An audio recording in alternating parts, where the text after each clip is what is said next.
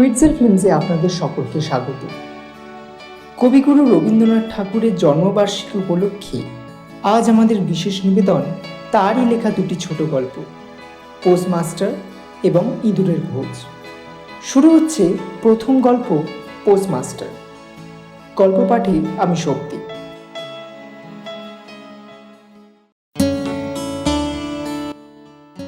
প্রথম কাজ আরম্ভ করেই উলাপুর গ্রামে পোস্টমাস্টারকে আসতে হয়। গ্রামটি অতি সামান্য, নিকটে একটি নীলকুঠি আছে। তাই কুঠির সাহেব অনেক জোগাড় করে এই নতুন পোস্ট অফিস স্থাপন করেছে। আমাদের পোস্টমাস্টার কলকাতার ছেলে। জলের মাছকে ডাঙায় তুললে যেরকম হয়, এই গণ্ডগ্রামের মধ্যে এসে পোস্টমাস্টারেরও সেই একই অবস্থা উপস্থিত হয়েছে। একখানি অন্ধকার আটচালার মধ্যে তার অফিস, অদূরে একটি পানাপুকুর এবং তার চারিধারে জঙ্গল। কুঠির গোমস্তা প্রভৃতি যে সকল কর্মচারী আছে তাদের ফুরসত প্রায় নেই এবং তারা ভদ্রলোকের সাথে মেশবার উপযুক্ত নয়। বিশেষত কলকাতার ছেলে ভালো করে মিশতে জানে না।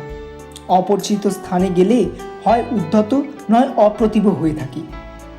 এই কারণেই স্থানীয় লোকের সাথে তার মেলামেশা হয়ে ওঠে না। অথচ হাতে কাজ অধিক নেই। কখনো কখনো দু একটা কবিতা লিখতে চেষ্টা করেন। তাতে এমন ভাব ব্যক্ত করেছেন যে সমস্ত দিন তরুপল্লবের কম্পন এবং আকাশের মেঘ দেখে জীবন বড় সুখে কেটে যায়। কিন্তু অন্তর্যামী জানেন, যদি আরব্য উপন্যাসের কোনো দৈত্য এসে এক রাত্রের মধ্যেই শাখাপল্লব সমেত সমস্ত গাছপালাগুলো কেটে পাকা রাস্তা বানিয়ে দেয় এবং সারি সারি অট্টালিকা আকাশের মেঘকে দৃষ্টিপথ থেকে রুদ্ধ করে রাখে, তাহলে এই আধমরা ভদ্র সন্তানটি পুনশ্চ নবজীবন লাভ করতে পারে।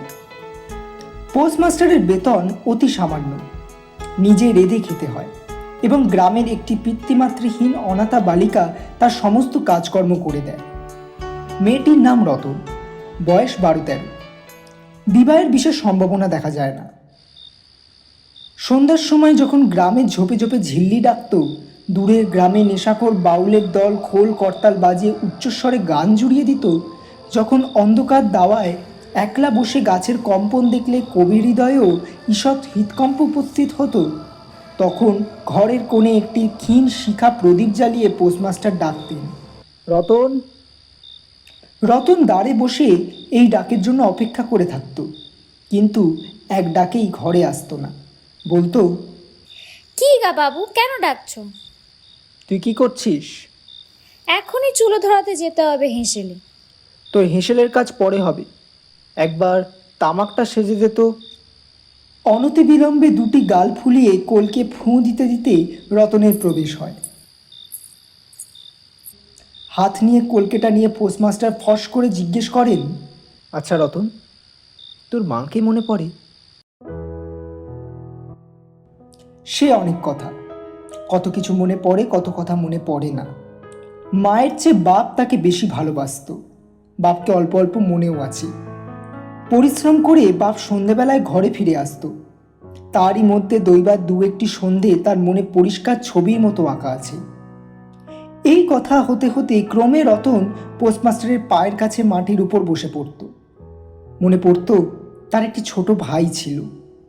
বহু আগেকার বর্ষার দিনে একদিন একটা ডোবার ধারে দুজন মিলে গাছের ভাঙা ডালকে ছিপ করে মিছিমিছি মাছ ধরা খেলছিল। অনেক গুরুতর ঘটনার চেয়ে এই কথাটাই তার বেশি মনে পড়ে। এইরূপ কথোপ্রসঙ্গে মাঝে মাঝে বেশ রাত হয়ে যেত। তখন আলস্যক্রমে পোস্টমাস্টারের আর রাখতে ইচ্ছে করত না। সকালের বাসি খাবার থাকতো এবং রতন তাড়াতাড়ি উনুন ধরিয়ে খান কয়েক রুটি সেঁকে আনত। তাতেই উভয়ের রাত্রের আহার চলে যেত। এক একদিন সন্ধেবেলায় সেই বৃহৎ আটচালার কোণে অফিসের কাঠের চৌকির উপর বসে পোস্টমাস্টারেরও নিজের ঘরের কথা মনে পড়ত। ছোট ভাই, মা এবং দিদির কথা। প্রবাসে একলা ঘর করে যাদের জন্য হৃদয় ব্যথিত হয়ে উঠত তাদের কথা। যে সকল কথা সর্বদাই মনে উদয় হয়, অথচ নীলকুঠির গোমস্তাদের কাছে যা কোনো মতেই উত্থাপন করা যায় না, সে কথাই একটি অশিক্ষাতা ক্ষুদ্র বালিকাকে বলে যেতেন। কিছুমাত্র অসঙ্গত মনে হতো না।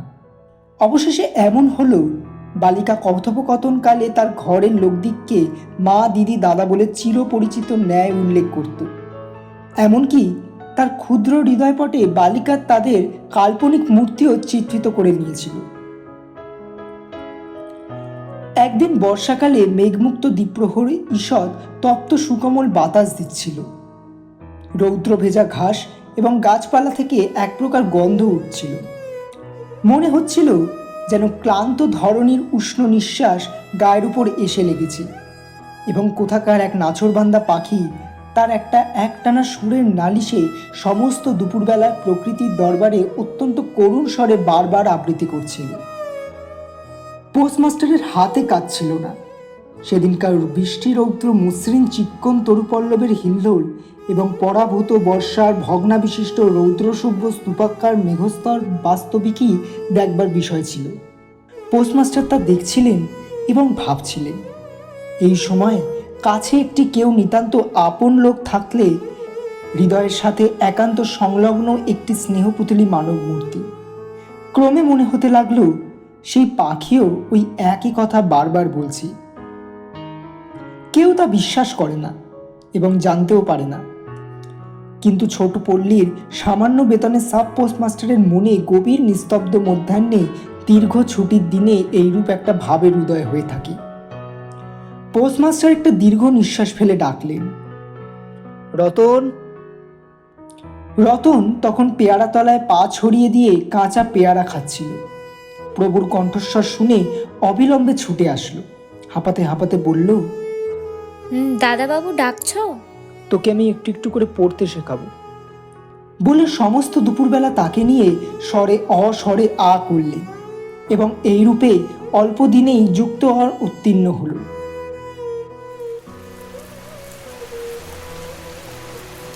শ্রাবণ মাসে বর্ষার আর অন্ত নেই। খাল বিল নালা সব জলে ভরে উঠল। অহর্নিশি ভেকের ডাক এবং বৃষ্টির শব্দ। গ্রামের রাস্তায় চলাচল প্রায় এক প্রকার বন্ধ। নৌকো করে হাটে যেতে হয়।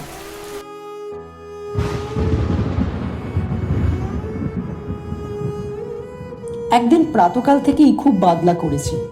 পোস্টমাস্টারের ছাত্রীটি অনেকক্ষণ দ্বারের কাছে অপেক্ষা করে বসেছিল, কিন্তু অন্য দিনের মতো যথাসাধ্য নিয়মিত ডাক শুনতে না পেয়ে আপনি খুঙ্গিপুতি খুলে ধীরে ধীরে ঘরের মধ্যে প্রবেশ করল।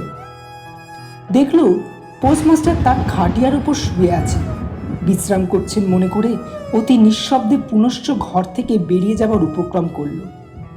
সহসা শুনল, রতন। তাড়াতাড়ি ফিরে গিয়ে বলল, দাদাবাবু ঘুমোচ্ছিলে? পোস্টমাস্টার কাতর স্বরে বললেন, শরীরটা ভালো বোধ হচ্ছে না, দেখ তো আমার কপালে হাত দিয়ে। এই নিতান্ত নিঃসঙ্গ প্রবাসে ঘন বর্ষায় রোগাকাতর শরীরে একটুখানি সেবা পেতে ইচ্ছে করে। তপ্ত ললাটের উপর শাখা পড়া কোমল হস্তের স্পর্শ মনে পড়ে। এই ঘোর প্রবাসে রোগ যন্ত্রণায় স্নেহময়ী নারী রূপে জননী ও দিদি পাশে বসে আছেন এই কথা মনে করতে ইচ্ছে করে, এবং এই স্থলে প্রবাসীর মনের অভিলাষ ব্যর্থ হলো না। বালিকা রতন আর বালিকা রইল না।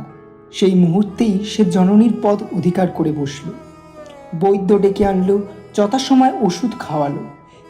সারা রাত্রি শিয়রে জেগে রইল। আপনি নিজে রান্না করলো এবং শতবার জিজ্ঞেস করলো, হ্যাঁ গো দাদাবাবু, একটুখানি ভালো বোধ হয়েছে কি? বহুদিন পরে পোস্টমাস্টার ক্ষীণ শরীরে রোগশয্যা ত্যাগ করে উঠলেন। মনে স্থির করলেন, আর নয়, এখান থেকে কোনো মতে বদলি হতে হবে। স্থানীয় অস্বাস্থ্যের উল্লেখ করে তৎক্ষণাৎ কলকাতায় কর্তৃপদের কাছে বদলি হবার জন্য দরখাস্ত করলেন। রোগ সেবা থেকে নিষ্কৃতি পেয়ে রতন দ্বারের কাছে আবার তার স্থান অধিকার করল, কিন্তু পূর্বত্ব আর তাকে ডাক পড়ে না। মাঝে মাঝে উকি মেরে দেখি পোস্টমাস্টার অত্যন্ত অন্যমনস্কভাবে চৌকিতে বসে অথবা খাটিয়ায় শুয়ে আছেন। রতন যখন আহ্বান প্রত্যাশা করে বসে আছে, তিনি তখন অধীর চিত্তে তার দরখাস্তের উত্তর প্রতীক্ষা করছেন। বালিকা দ্বারের বাইরে বসে সহস্রবার করে তার পুরনো পড়া পড়ছিল। পাছে যেদিন সহসা ডাক পড়বে, সেদিন তার যুক্তাক্ষর সমস্ত গোলমাল হয়ে যায়, এই তার একটা আশঙ্কা ছিল। অবশেষে সপ্তাহখানেক পরে সন্ধ্যাবেলায় ডাক পড়ল। উদ্বেলিত হৃদয় রতন গৃহের মধ্যে প্রবেশ করে বলল, দাদাবাবু আমায় ডাকছিলে? রতন, কাল আমি যাচ্ছি। কোথায় যাচ্ছ দাদাবাবু? বাড়ি যাচ্ছি। আবার কবে আসবে? আর আসবো না। রতন আর কোনো কথা জিজ্ঞাসা করল না। পোস্টমাস্টার আপনি তাকে বললেন তিনি বদলির জন্য দরখাস্ত করেছিলেন, দরখাস্ত মঞ্জুর হয়ে গেছে, তাই তিনি কাজে জবাব দিয়ে বাড়ি চলে যাচ্ছেন। অনেকক্ষণ আর কেউ কোনো কথা বলল না। মিটমিট করে প্রদীপ জ্বলতে লাগলো এবং এক স্থানে ঘরের জীর্ণ চাল ভেদ করে একটি মাটির উপর টপ টপ করে বৃষ্টির জল পড়তে লাগলো। কিছুক্ষণ পর রতন আস্তে আস্তে উঠে রান্নাঘরে রুটি করতে গেল। অন্য দিনের মতো তেমন চটপট করল না। বোধ করি মধ্যে মধ্যে মাথায় অনেক ভাবনা উদয় হলো। পোস্টমাস্টারের আহার সমাপ্ত হলে বালিকা তাকে জিজ্ঞেস করল, দাদাবাবু, আমাকে তোমাদের বাড়ি নিয়ে যাবে? পোস্টমাস্টার হেসে বললেন, সে কি করে হবে? সমস্ত রাত্রি স্বপ্নে জাগরণ বালিকার কানে পোস্টমাস্টারের হাস্যধ্বনি কণ্ঠস্বর ব্যস্ত লাগলো। ভোরে উঠে পোস্টমাস্টার দেখলেন তার স্নানের জল ঠিক আছে। কলকাতার অভ্যেস অনুসারে তিনি তোলা জলে স্নান করতেন। পাছে প্রাতকালে আবশ্যক হয়, এই জন্য রতন অনেক রাত্রে নদী থেকে তার স্নানের জল তুলে এনেছিল। স্নান শেষ হলে রতনের ডাক পড়ল।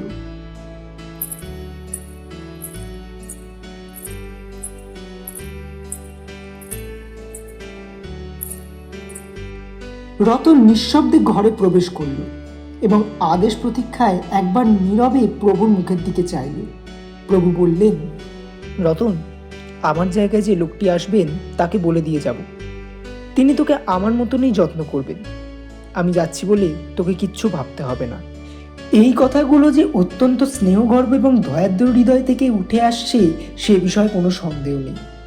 কিন্তু নারীর হৃদয় কে বুঝবে? রতন অনেক দিন প্রভুর অনেক তিরস্কার নীরবে সহ্য করেছে, কিন্তু এই নরম কথা সে সইতে পারল না। একেবারে উচ্ছ্বসিত হৃদয় কেঁদে উঠে বলল, না না, তোমার কাউকে কিচ্ছু বলতে হবে না, আমি থাকতে চাই না। পোস্টমাস্টার রতনের এইরূপ ব্যবহার কখনো দেখেননি, তাই অবাক হয়ে রইলেন। নতুন পোস্টমাস্টার আসলো। তাকে সমস্ত চার্জ বুঝিয়ে দিয়ে পুরাতন পোস্টমাস্টার গণ্যমুখ হলেন। যাবার সময় রতনকে ডেকে বললেন, রতন, তোকে আমি কখনো কিচ্ছু দিতে পারিনি, আজ যাবার সময় কিছু দিয়ে গেলুম, এতে তোর দিন কয়েক চলে যাবে। কিছু পথ খরচা বাদে তার বেতনে যত টাকা পেয়েছিলেন পকেট থেকে বার করলেন। তখন রতন ধুলোয় পড়ে তার পা জড়িয়ে ধরে বলল, দাদাবাবু, তোমার দুটি পায়ে পড়ি, তোমার দুটি পায়ে পড়ি, আমাকে কিচ্ছু দিতে হবে না, তোমার দুটি পায়ে পড়ি, আমার জন্য কাউকে কিচ্ছু ভাবতে হবে না। বলে এক দৌড়ে সেখান থেকে পালিয়ে গেল। ভূতপূর্ব পোস্টমাস্টার নিঃশ্বাস ফেলে হাতে কার্পেটের ব্যাগ ঝুলিয়ে কাঁধে ছাতা নিয়ে মুটের মাথায় নীল এবং শ্বেত রেখায় চিত্রিত টিনের পেঁটরা তুলে ধীরে ধীরে নৌকা বুকে চললেন। যখন নৌকায় উঠলেন এবং নৌকা ছেড়ে দিল, বর্ষা বিস্ফারিত নদীর ধরনের উচ্ছ্বলিত অশ্রুরাশির মতো চারিদিক ছলছল করতে লাগলো। তখন হৃদয়ের মধ্যে অত্যন্ত একটা বেদনার অনুভব করতে লাগলেন। একটি সামান্য গ্রাম্য বালিকার করুণ মুখচ্ছবি যেন এক বিশ্বব্যাপী বৃহত্ত অবক্ত মর্মব্যথাকে প্রকাশ করতে লাগলো। একবার নিতান্ত ইচ্ছে হলো ফিরে যায়, জগতের ক্রোড় বিচ্যুত সেই অনাথিনীকে সঙ্গে করে নিয়ে আসি। কিন্তু তখন পালে বাতাস পেয়েছে, বর্ষার স্রোতে খরতর বেগ বইছে।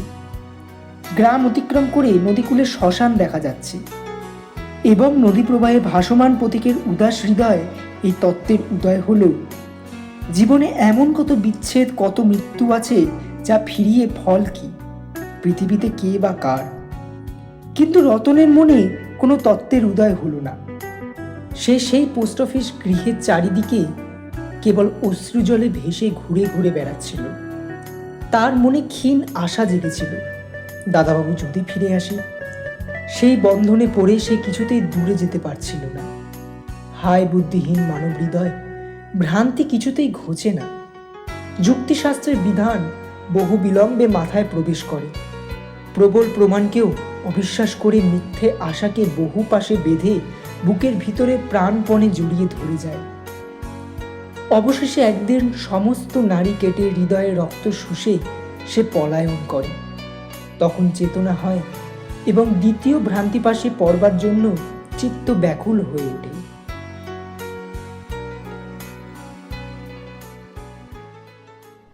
শুরু হচ্ছে দ্বিতীয় গল্প, ইঁদুরের ভোজ। ছেলেরা বলল, না না, এ ভারী অন্যায়। আমরা নতুন পণ্ডিতের কাছে কিছুতেই পড়বো না। নতুন পণ্ডিত মশাই যিনি আসছেন তার নাম কালীকুমার তর্কালঙ্কা। ছুটির পরে ছেলেরা রেলগাড়িতে যে যার বাড়ি থেকে ফিরে আসছে স্কুলে। ওদের মধ্যে একজন রসিক ছেলে কালো কুমড়োর বলিদান বলে একটা ছড়া বানিয়েছে, সেটাকে সকলে মিলে চিৎকার শব্দে আওড়াচ্ছে। এমন সময় আরখোলা স্টেশন থেকে গাড়িতে উঠলেন একজন বুড়ো ভদ্রলোক। সঙ্গে আছে তার কাঁথায় মোড়া বিছানা, ন্যাকড়া দিয়ে মুখ বন্ধ করা 2-3টে হাঁড়ি, একটা টিনের ট্রাঙ্ক আর কিছু পুটলি। একটা সন্ডা গোছের ছেলে, তাকে ডাকে সবাই বিচকুন বলে। সে চেঁচিয়ে বলে উঠল, এখানে জায়গা হবে না বুড়াও, যাও दूसरा গাড়ি মে। বুড়ো বললেন, বড় ভিড়, কোথাও জায়গা নেই। আমি এই কোনটুকুতে থাকবো, তোমাদের কোনো অসুবিধা হবে না। বলে ওদের বেঞ্চি ছেড়ে দিয়ে নিজে এক কোণে মেঝের ওপর বিছানা পেতে বসলেন। ছেলেদের জিজ্ঞাসা করলেন, তা বাবা, তোমরা যাচ্ছ কোথায়, কি করতে? বিচকুন বলে উঠল, শ্রাদ্ধ করতে। কার শ্রাদ্ধ? কালো কুমড়ো টাটকা লঙ্কার। ছেলেগুলো সব সুর করে চেঁচিয়ে উঠল, কালো কুমড়ো টাটকা লঙ্কা দেখিয়ে দেব লবডঙ্কা, কালো কুমড়ো টাটকা লঙ্কা দেখিয়ে দেব লবডঙ্কা।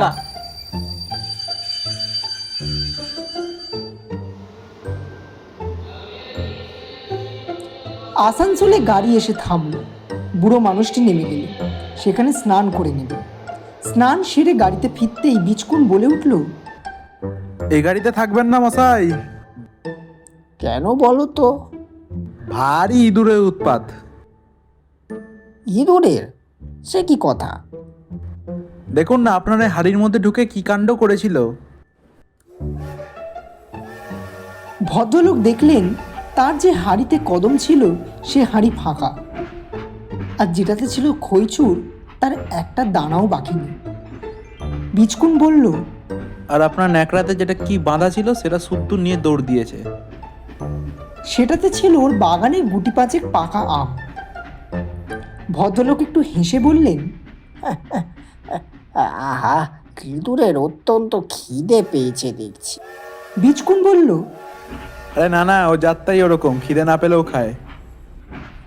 ভদ্রলোক বললেন, ভুল হয়েছে, গাড়িতে এত ইঁদুর একসঙ্গে যাবে জানলে আরো কিছু আনতো। এত উৎপাতেও বুড়ো রাগ করলো না দেখে ছেলেরা দমে গেল। রাগলে মজা হতো।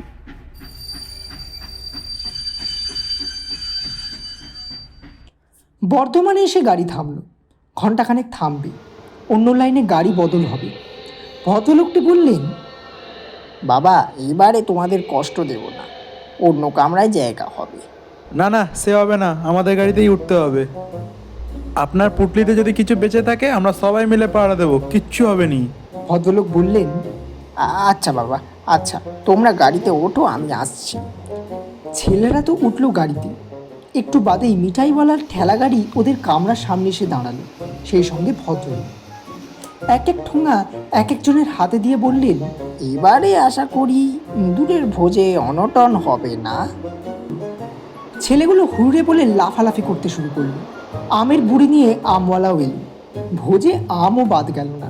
ছেলেরা তাকে বললে, আপনি কি করতে কোথায় যাচ্ছেন বলুন। তিনি বললেন, আমি কাজ খুঁজতে চলেছি, যেখানে কাজ পাবো সেখানেই নেমে পড়বো। কি কাজ করেন আপনি?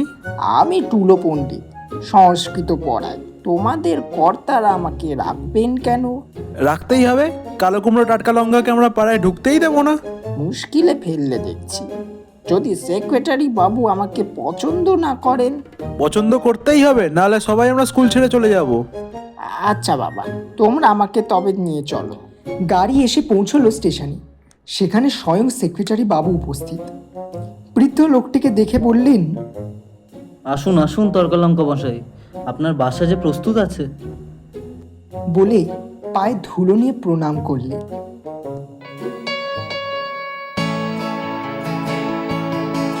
শুনছিলেন কবিগুরু রবীন্দ্রনাথ ঠাকুরের লেখা দুটি ছোট গল্প, পোস্টমাস্টার এবং ইঁদুরের ভোজ।